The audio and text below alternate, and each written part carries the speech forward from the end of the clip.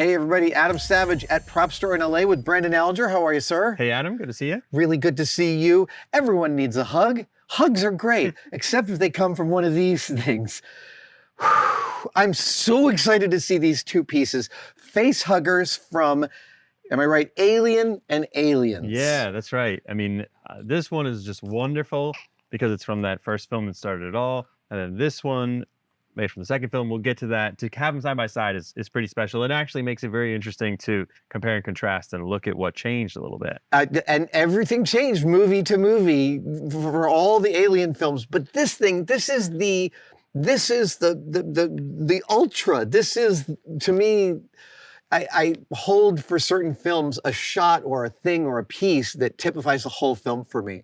And John Hurt lying on the gurney with this on his face, and particularly this like ball sacky part of the facehugger's thorax or whatever is so iconic to the movie. It is the first thing that frightened me about the movie because I was too young to see it when it came out. I was 12 and I was still very freaked out by horror movies. I didn't see it for 5 years.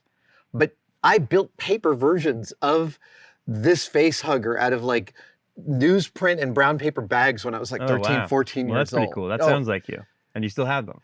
No, I should rebuild it. I used to watch TV and muck with paper and make things out of it. And then eventually I made these long cones and realized I could make fingers, and I made a whole bunch of facehuggers. Oh, that's awesome. And this is the original piece made for Alien that was on John Hurt's face. Yeah, and this great story behind this. I mean, the facehugger and I believe also the chest burster were built by a British effects guy named Roger Dieckman. And this is his piece. I mean, he kept it. He very sadly passed away, I believe, in the past year or two. But this is one that he had retained from filming, and there's so many great things that I love about this. I mean, when you look at the fingers, you can see they still have fishing line down here on the bottom from when they attached it to something. That's amazing. Likewise, the bottom of the tail, and then just the level of detail when you come in and you study the body and you see these like worm-like pieces that have been added into the sculpture here. These like transition vertebrae or bones or whatever we're seeing there over top of the knuckle that connects to the long extended finger. There's a ton going on with this thing. I'm blown away by what good quality shape it's in. This is a piece of latex, and latex will often rot while you have it in a dark room. No, that's true. I mean, I do think that probably the color has changed over the years. Absolutely. The tail, I think, is foam latex, whereas the body is more like a traditional slip latex, a Halloween mask latex, which generally does hold up a little bit better.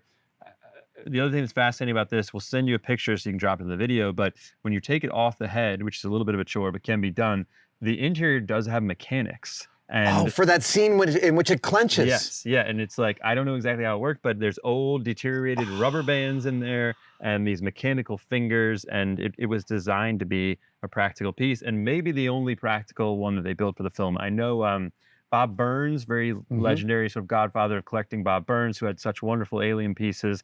He has a couple of facehuggers as well that are really deteriorated, but I've seen them in person and I know they share this texture on the fingers that we're seeing here, which is a really interesting detail that you don't see on any other facehuggers from the later films. And I have a theory about that texture, and I can't remember if this is a conversation I had with Ridley Scott directly about this, but what someone from production told me was that at the very end of the dressing of this, they painted on some KY jelly and then laid on a super fine gossamer silk.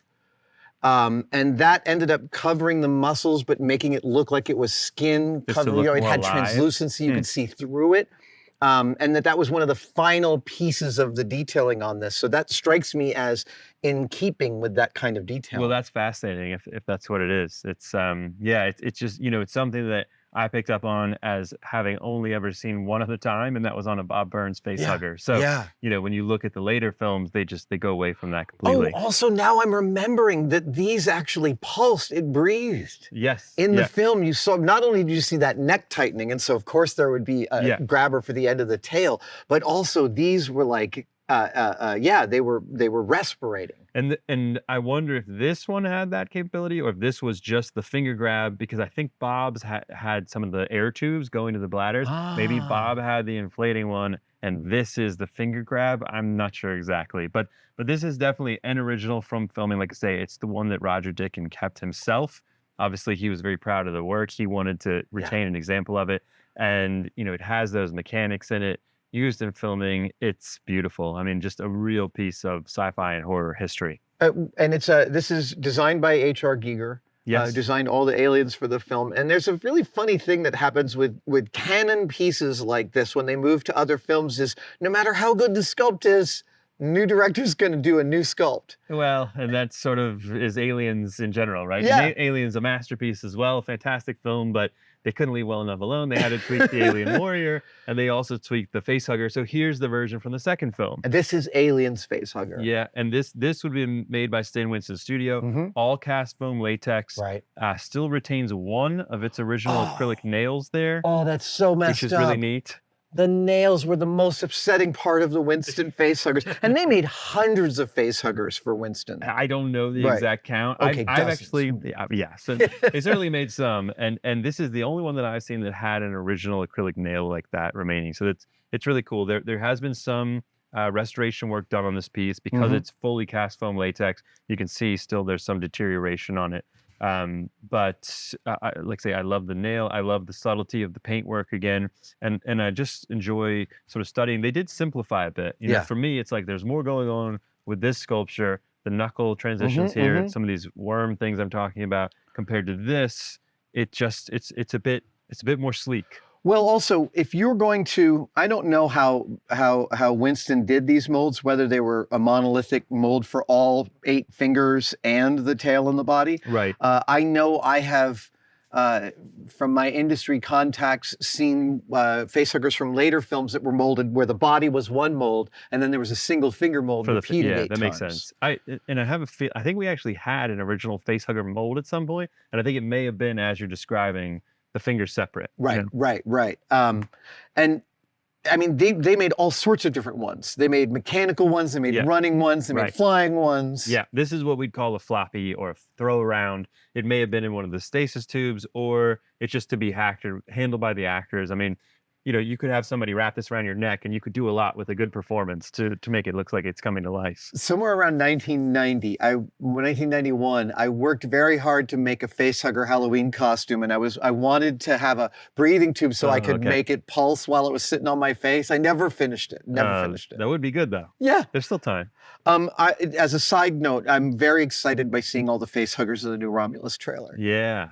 What do you think? The movie going to be good? I'm really, really excited. I love the aesthetic. I actually know the director, Fede Alvarez, and I wrote to him and I was like, dude, it must have been insane to build those sets to look like original sets and to be on them. And he's like, it absolutely was like fantasy camp to spend so much time on those sets. No, look, there's nothing like going back to the original where it all started, and I'll definitely be there for that one. They're even wearing some original Nostromo crew uniforms, it looks like to me in a couple of shots. No, I'm super excited. Touch.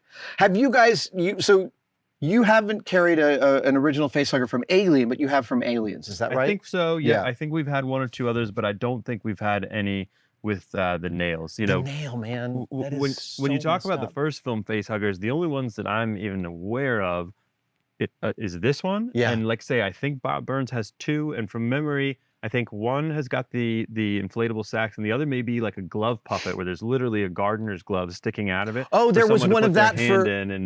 That was in the. Or maybe jump out of the egg. In the jumping out of the egg, someone did hand puppet that one. Yeah, so that may be the one that Bob has. And then this may end up being the one that was just for the shot of it doing its autonomic contraction. Yeah, and I think of the 3, this one is probably remains in the best condition. Dude. So it's really just a wonderful example. The detailing around here, this more than any other facehugger I have seen feels so much like an animal. Yeah. Like a bit of biology that I do not understand. Right, which is what Giger was all about, right? It's what's so spectacular and so sort of intrinsic to the body horror of those films. Yes, and I guess part of why it's so scary is that it feels like it could be real. Oh my God, this is like, I can't believe that you, by the way, you guys always do great displays, but this is like a spectacular way to show off this Thank piece. you. Yeah, I think our team in the UK put this together. We have a guy over there named Chris Barton, who's part of the team, who does a lot of great work for us. He used to work as an effects guy in the UK. With something like this, it's you're trying to structurally present it well, just so that it's secure for the future and it's not going to deteriorate further. and you're trying to evoke the memories of the film and make people understand exactly what it is. So, slightly tricky thing, but I think, really effective job that's been done here. Truly, truly spectacular. These pieces are unparalleled to me. This was the piece I was most excited about in your auction catalog. Really? Oh, Number 100%. one. The Okay, idea well, to see it in person. yeah, Again, it's hard for me to overestimate how important this beast is in my mental framework of Yeah. movie monsters. and considering the age of it and how thin the latex is, I mean, you can see it's still supple. So they filmed this parts in of it here. 1978. So Right. we are like almost 50. This is almost 50 years old. Which is crazy in itself. Yeah, wild. Yeah. Amazing. The auction is happening in August. Yeah, August 15th to 18th. It's here in LA. It's at the Peterson Automotive Museum. People can come out and attend in person on day one of the auction. Day one is when we're selling the top ticket items like the Facehugger here. So for any tested fans who are in LA, come out and see us. I can't believe there's still some suppleness It's to crazy. that latex, Yeah. man. This is like, if I have a latex piece, I keep it like in a dark closet, away from all UV light. And look, it does show its age. As Yeah. you're rotating it, I'm noticing the cracking texture on the fingers here. Again, I think probably the color has shifted over time, I'm sure. but it's still extremely presentable, and it looks like the Facehugger that we saw on screen. It really does. And really specifically, there's the periodicity of the tail bumps that's just like that shot of the tail tightening around John Hurt's neck. It's like, I'll never forget that. Yeah. Amazing pieces. All right. Get your Facehugger on. Get some hugs. Free hugs. Free hugs for everybody. Thank you, Brandon. Thank you. See you next time. Thank you guys so much for watching that video. We have some brand new merch available at the store. A dog's age ago, I mean like 2018, 2019, this wonderful graphic designer named Brian Otterer reached out to us and sent us some stickers. He has a design firm called Dash 3 Dots, and we loved his stickers so much we wanted to sell them on the merch store. Well, he updated them with our new logo, and we've got Adam in the Martian spacesuit sticker. We've got Adam in the shuttle suit sticker. We've got Adam in the Apollo suit sticker. And my personal favorite, Adam in the alien spacesuit sticker. Get yours now, tested-store.com. Hey!